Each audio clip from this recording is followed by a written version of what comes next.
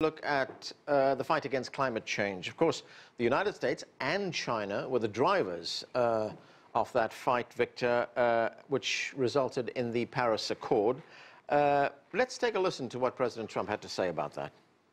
In order to protect American jobs, companies and workers, we've withdrawn the United States from the one-sided Paris Climate Accord. So what do you make of that, Victor? I mean, the president is saying this is costing the United States jobs. That's why we are pulling out of this.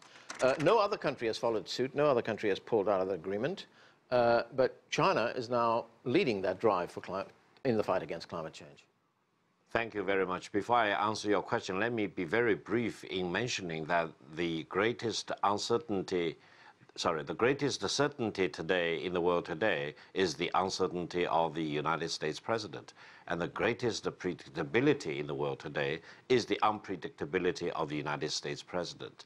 This is very, very alarming. Sometimes if you bring uncertainty and unpredictability into the equation, it can serve as a good tactic in negotiation. However, in the longer term, for the top dog in the world, for the real global leader in the world, for the United States, this kind of uncertainty and unpredictability is more as a liability than an asset at all. Now, talking about the climate change, I think the overwhelming majority of the nations in the world, including to start with the United States and China, agreed to the Paris Climate Accord, and I think this serves as a foundation of the global commitment to take effective measures to deal with climate change effect. Now the United States want to do otherwise. Now the United States want to go its own way by abandoning the commitment to the Paris Accord, and this really leaves China as the most important leading nation, still championing for commitments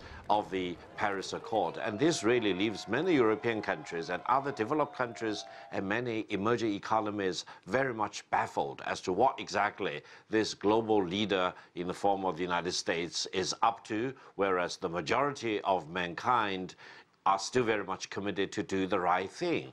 And I would say President Donald Trump really needs to educate himself and enlighten himself about the reality about climate change. To create more jobs in the United States is necessary and important, but it does not need to be done at the cost of climate change. So someone needs to advise the President of the United States how to look at these profound issues in a very simple and elegant way, and do not get yourself confused up about the realities about the climate change. I think China is ready and fully committed to do the right thing about climate change, and we need to do major industrial transformation in order to come up with less emission, for example, less pollution, and this is good for China, this is good for the rest of the world, this is good for the future generations of mankind. And I hope the President of the United States will do the right thing rather than doing the wrong thing in matters of such importance,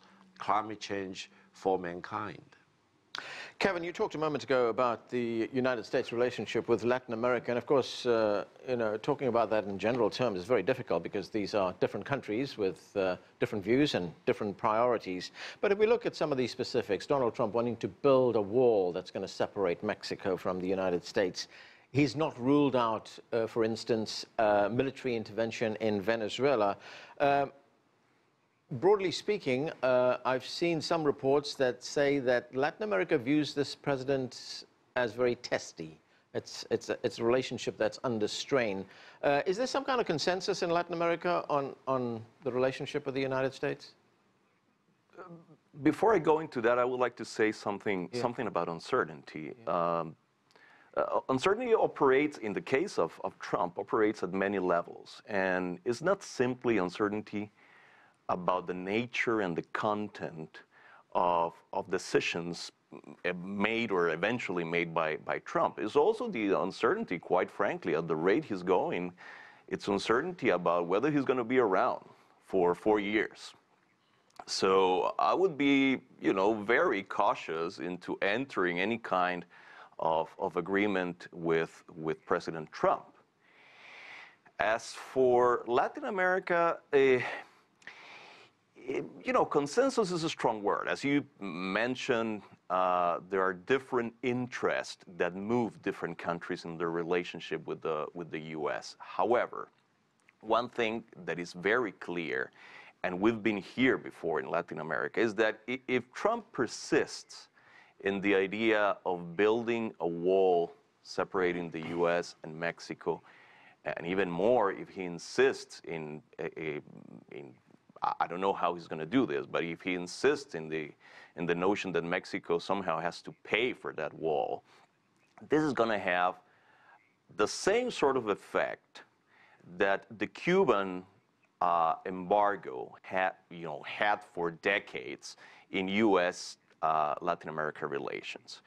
You know, the Cuban embargo, you know, did it weaken the Cuban regime? Yes, perhaps, but also weakened enormously the U.S.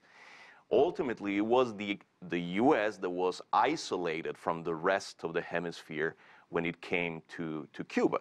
So one can only expect the same thing to happen if he insists implausibly in the notion of building a physical barrier between the U.S. and Mexico. Dick, to what extent is President Trump's foreign policy driven by conditions inside the country, specifically the creation of jobs inside the country? President Trump, when he talks about pulling out of the TPP, for instance, or renegotiating NAFTA, appears to be addressing Americans who are very angry that manufacturing jobs have left this country, gone to other countries. They want those jobs back. Is he, in a sense, addressing very legitimate concerns? Sure he is, but let me address some of the questions that were answered a moment ago. Yeah. The United States is going to build a wall on the Mexican border, but it will be no different from the wall that Mexico has built on the Guatemalan border. So I see no difference there. I don't know what commitments China has made on climate change. I'd like to have Victor tell us about those commitments. And as far as Europe is concerned, of course we want Europe to play a more independent role. The United States doesn't dominate other countries the way it used to. Now Germany is a powerhouse. Germany dominates all of Europe. They should play a more prominent role, don't you think? Well, a number of issues there raised by Dick Thornton. Let me go through the panel. Victor, your response to what Dick Thornton had to say about China's role in fighting climate change. Well, let me give some very simple facts. First of all, at the beginning of this Paris Accord negotiation, China's consumption of coal accounted for more than 70% of the power mix. Now it's coming down to about 60%. And the goal is to further reduce the coal consumption in the power mix to below 50 going forward. Whereas gas consumption started at very low. Now it's about 6.5% of the power mix. The Chinese government's goal is to double that to about 12 or 13% in the coming few years. And then hopefully we can redouble the consumption of natural gas, which offsets the consumption of coal in China. Coal is a major contributor to pollution in China, poisoning the health of many people here in China. This is at a time when natural gas cost is still very high compared with coal, and I think China is doing the right thing to boost the consumption of natural gas to cut down the consumption of coal. Don't forget, China has probably the largest coal reserve in the world, larger than that in the United States. So we are giving up a power source which is right here in the home country, cheaper and more abundant and more easy to ship to the final destination, and to depend more and more on natural gas, which, for example, China need to import quite a lot. And in the coming years, China's import of natural gas probably will increase from currently about 1/3 of the total consumption to about 2/3 going forward in the coming few decades. This is one of the examples to show that China is committed to do the right thing, even though the cost to China is very high. And I think other major countries, including the United States, also need to do the right thing. We cannot be separated and be split away from each other, and mankind can still be benefiting from our joint efforts. Okay, Paul, to the point that the United States does not want to dominate the world, that there is a role for Europe, and that Europe should rightfully take that role. Well, I mean, the Europeans agree with this, but they need to know what the United States' stand is. You know, what kind of a partner is it going to be? And of course, it doesn't. They don't want the United States to be a partner that they're working against. So they just have to know what's on the table. I mean, as for climate change, I mean, I think it should be pointed out that Germany and the European Union were foremost in the negotiations for a long, long time before the United States even got close to coming around on it, which happened ultimately in Paris. And as for the creation of jobs, I mean, Germany has turned 1/3 of its electricity production into renewables, or it's produced with zero carbon.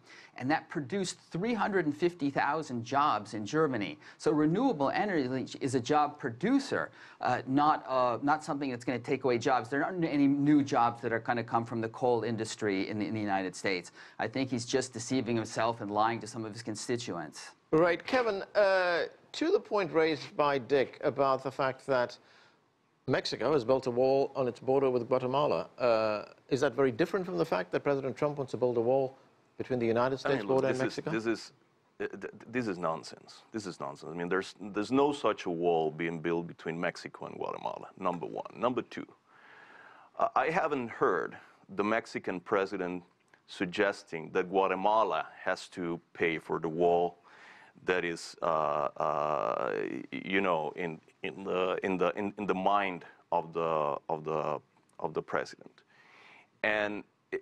And bear in mind that this is also happening in a context which we haven't seen, quite frankly, in the relationship between Mexico and Guatemala, in which, you know, I haven't heard the Mexican president saying that they have to build a wall to keep out rapists and bad hombres. So let's be serious here. I mean, there's no equivalence between whatever Mexico may be doing to enforce its immigration laws, which is a legitimate right that any country has, and the fact that this president has used, I mean, has couched the idea of building a wall in a very toxic and offensive rhetoric that is actually already having a really poisonous effect in the relationship between the U.S. and not just Mexico, but the rest of Latin America. Victor, very quickly, I've only got about 40 seconds left. You know, under President Obama, the United States adopted what was known as a pivot to Asia, or a rebalancing. Is that now over? I think pivot to Asia itself is a misnomer. The United States has never left Asia. Pivot to Asia is a misguided pretense to move more military forces into Asia, which is not welcomed. And I think we want to have peace in Asia. We want to have a more constructive United States. We want to have the United States play a more peaceful and constructive role here in Asia, rather than sending more troops and aircraft carriers, for example, to Asia. Okay, gentlemen, we are going to have to leave it there. No doubt we'll hear a lot more about this in the months and years to come. Thanks to all of you for being with us. That is it for this edition of The Heat. I'm Anand Naidu in Washington, D.C. Thanks for being with us.